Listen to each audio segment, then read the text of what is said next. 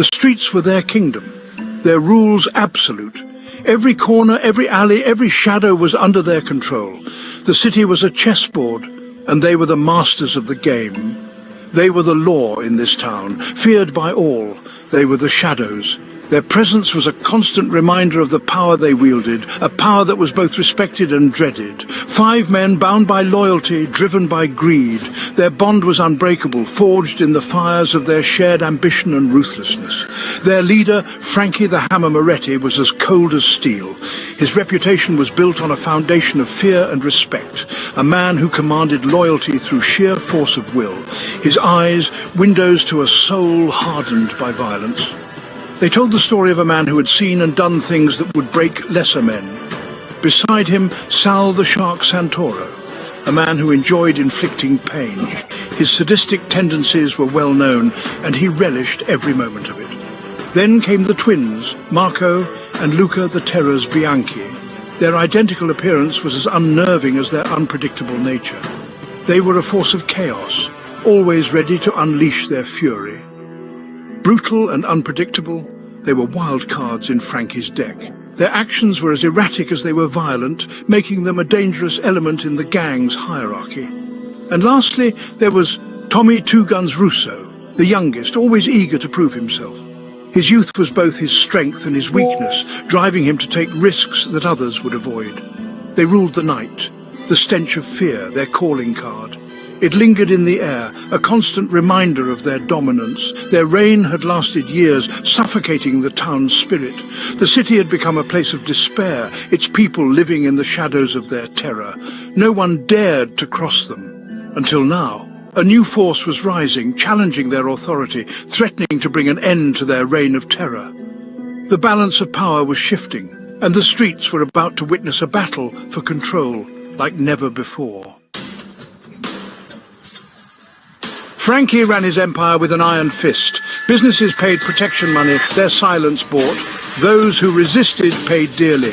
Sal, his enforcer, relished his role. The twins, fueled by a volatile mix of drugs and alcohol, left a trail of chaos. Bar fights, arson, petty theft, their calling cards. Tommy, young and ambitious, craved Frankie's approval. He yearned for the day he would be considered an equal.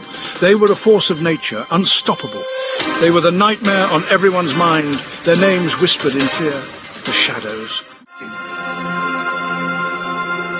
The townspeople lived in fear. Shopkeepers shuttered their windows early. Parents pulled their children close on the streets. The police, riddled with corruption, turned a blind eye. Whispers of the shadows' activities reached the outside world, but fear kept witnesses silent. The town was trapped in a web of its own making. The silence was deafening. It spoke volumes about the grip the shadows had on the town. Hope, it seemed, had abandoned them. One rainy night, everything changed forever. Tommy, fueled by arrogance and cheap whiskey, targeted a small chapel for a quick score. He expected an easy mark, a quick in-and-out job. He was terribly wrong. Inside, a lone priest stood his ground, unwavering. He offered no resistance, only words of peace and forgiveness. Tommy, taken aback by the priest's calm demeanor, hesitated. That hesitation, that moment of doubt, proved to be Tommy's undoing, and his ultimate salvation. Section 5, The Transformation, A Changed Man. The priest's words, spoken with such conviction and compassion, pierced through the darkness that had enveloped Tommy's soul. Each word seemed to resonate deeply within him, echoing in the chambers of his heart and mind. He lowered his gun, his hand trembling. The weight of his actions suddenly felt unbearable, as if the gun itself had become a symbol of all his past mistakes and regrets. For the first time in his life he felt fear, not of punishment but of something far greater. It was a fear of losing his very soul, of becoming someone he no longer recognized. That night something shifted within him. As he sat alone, the silence of the night enveloped him, allowing him to reflect on his life and the choices he had made. The encounter with the priest had awakened a long-dormant part of him. It was as if a light had been switched on in a room that had been dark for years. He spent the night at the chapel, drawn to the peace he found there. The quiet sanctuary offered him a refuge from the chaos of his mind, a place where he could find solace and clarity. When he emerged the next morning, he was a changed man. The dawn's light seemed to symbolize a new beginning, a chance to start afresh. Gone was the bravado, the swagger. In its place was a man who had been humbled by his experiences, who had come to understand the true meaning of redemption. In its place, a newfound humility, a sense of purpose. He was no longer driven by anger or revenge, but by a desire to make amends and find peace within himself. He knew he had to make things right. The path ahead would not be easy, but he was ready to face it with courage and determination, knowing that he was no longer alone in his journey. Section 6. The ripple effect, doubts and disbelief. Tommy's transformation shocked the gang. They had known him as a fierce and loyal member, always ready to prove himself. Gone was the eager young thug, replaced by a man of quiet conviction. His demeanor had shifted dramatically, and it was impossible to ignore. He spoke of forgiveness, of redemption.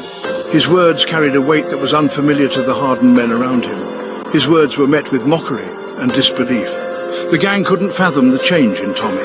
This ain't the Tommy we know. What's gotten into you? They questioned him, their voices tinged with confusion and frustration. You can't be serious, Tommy. Forgiveness? Redemption? The disbelief was palpable, as if they were hearing a foreign language. Ha! You've gone soft, man. Laughter echoed through the bar, but it was tinged with unease. Frankie, ever the pragmatist, saw Tommy's change as a weakness, a threat to their empire. He couldn't afford to have a weak link. Sal, ever loyal, followed Frankie's lead. He trusted Frankie's judgment implicitly. The twins, too addled by their vices, remained oblivious. Their focus was elsewhere, lost in their own worlds. Tommy's conversion had thrown a wrench into the workings of their well-oiled machine. The gang's dynamics were shifting, and it was unsettling. He had become an anomaly, a liability. The once reliable member was now a source of uncertainty. This is bad news, Tommy. You're gonna get us all killed. The fear in their voices was real, and it was growing. I don't know. Maybe there's something to what he's saying. A glimmer of doubt, a seed of curiosity began to take root. But the gang wasn't ready to listen. Their world was built on strength and loyalty, not on forgiveness and redemption. Tommy's newfound path was met with resistance, leaving him isolated, yet more determined than ever. He clung to his beliefs, knowing that true change often comes with great sacrifice. Section 7. The confrontation, old loyalties versus new faith. The tension between Tommy and the rest of the gang escalated. Frankie, sensing a shift in the power dynamic, decided to make an example of Tommy. He ordered him to collect protection money from the chapel, a cruel test of his newfound faith. Tommy refused. He stood his ground, his voice unwavering. He would not betray his newfound beliefs, even if it meant facing the wrath of Frankie. The confrontation was inevitable. Old loyalties clashed with newfound faith. The fate of the shadows hung in the balance. Section 8. The choice, a turning point.